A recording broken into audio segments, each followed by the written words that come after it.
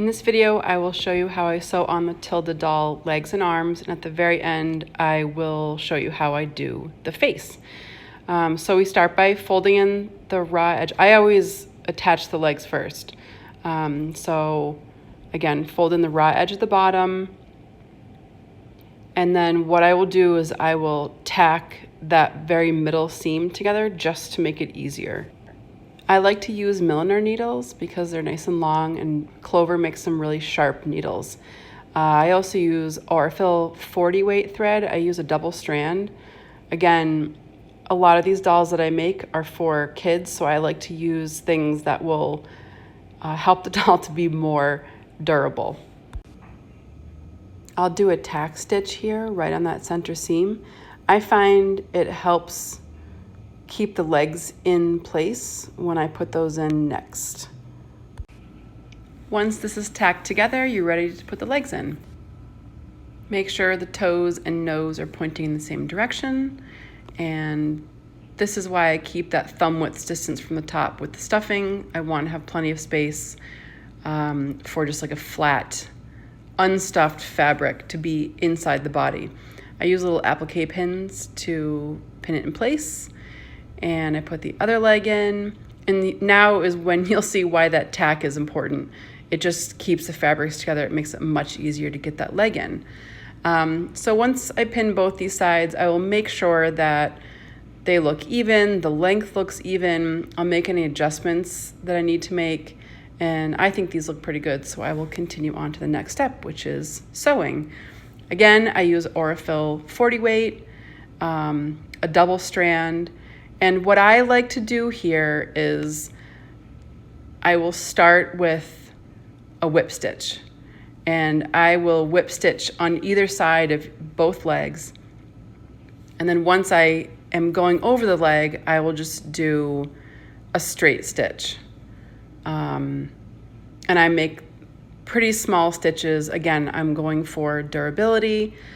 Obviously, I'm using a matching thread. And in general, these stitches, yes, you can see them, but they will be underneath, a dress or a little pants that you're putting on.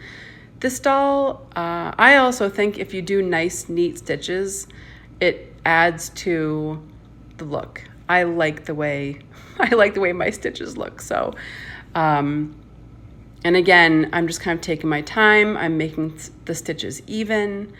And once I get to the other side of this leg, I will do another whip stitch, and I will actually whip stitch across the gap between the legs. And then again, once I hit the other leg, I will just do a straight stitch across the leg and finish with a whip stitch. I do want to say that I don't always use a whip stitch. Sometimes I use a ladder stitch. I guess really it's up to you what you want it to look like, and also, what type of stitching you're comfortable with. So on the larger Tilda dolls, Tilda angels, when there's a much bigger space to sew together, that's usually when I'll use a ladder stitch. But for this little bunny, it's a straight stitch and a whip stitch. The other thing to note here is I do leave those pins in until I'm completely done sewing these legs on. Again, it just makes things a little bit easier. I use applique pins because they're short. That way, I'm not sticking myself as much as if I was using long pins.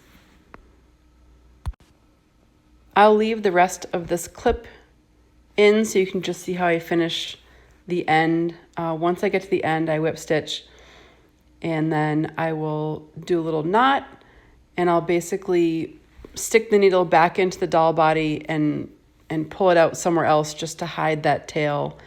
And that's how I do it. And then we can sew the arms on. The arms are I think a little bit more difficult because you're kind of just sewing them onto the side. So it can be a little bit more finagly, but we can do it.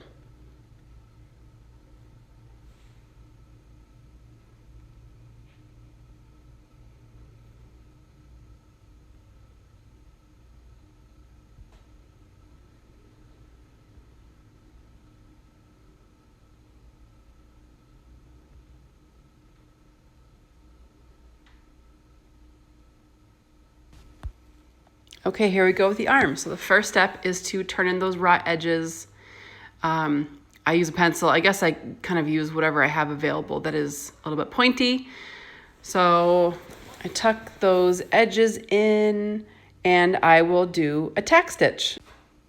Just like before, I feel like a tack stitch just helps me to be able to work with the piece a little bit easier. I forgot to put a knot in my thread, so it just kind of pulls right through. But I just do a regular like triple stitch, and it's a little bit messy, but it's okay because it'll be hidden. And then I just cut the excess threads. So for the arms, I actually do use a long head pin. I use those long flat flower pins. I love those.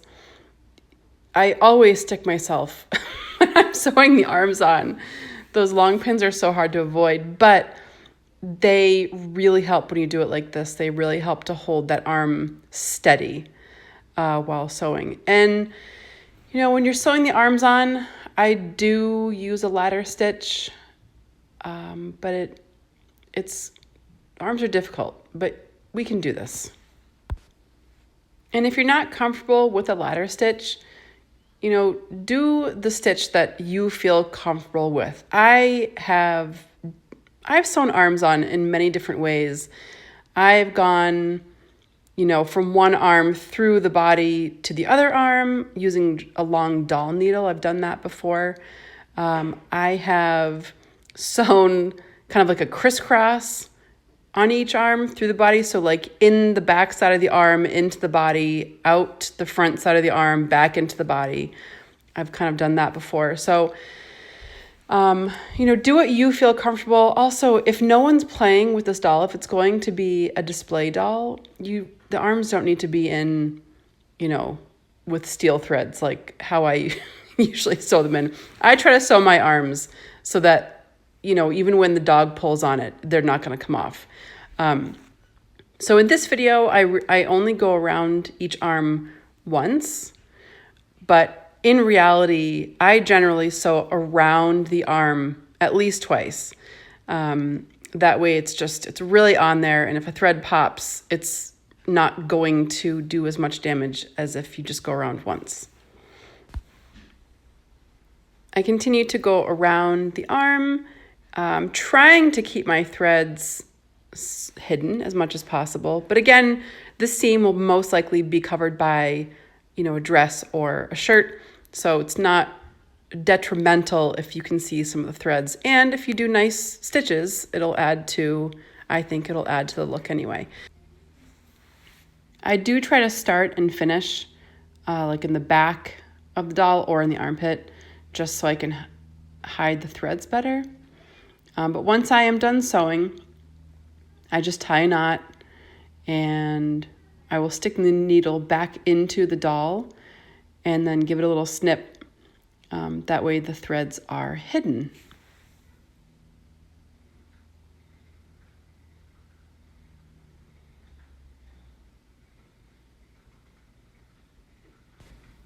Next, I'll show you how I put the face on the bunny. I do this for all my Tilda dolls. This is a bunny that I had previously made, so it looks different from the first bunny I had in this video, but it's still the same pattern. I will use these little pins for eye placement. So, you know, just kind of stick them in and see where you like your eyes. And there's a lot of places you can put the eyes.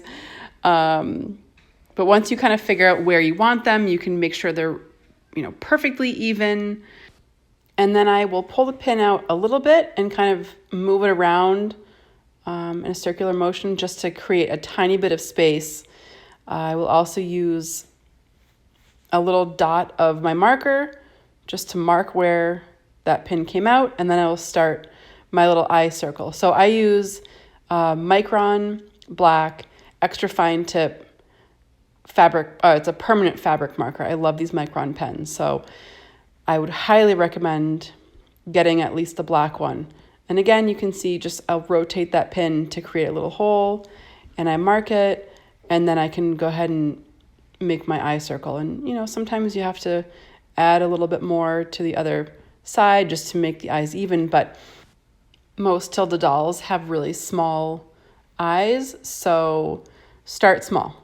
And then if you want them to be bigger, you can work your way up there. So for the cheeks, I just use, this is like old eye makeup that we use for Halloween, and just paint some powdered makeup on there. I've also used colored pencil. I find that depending on which fabric, what color the fabric is that you're using, colored pencil can be a lot lighter than using this powdered makeup. So the only thing with the powdered makeup is you might have to reapply it, in a few months. But that's it. Thanks for watching.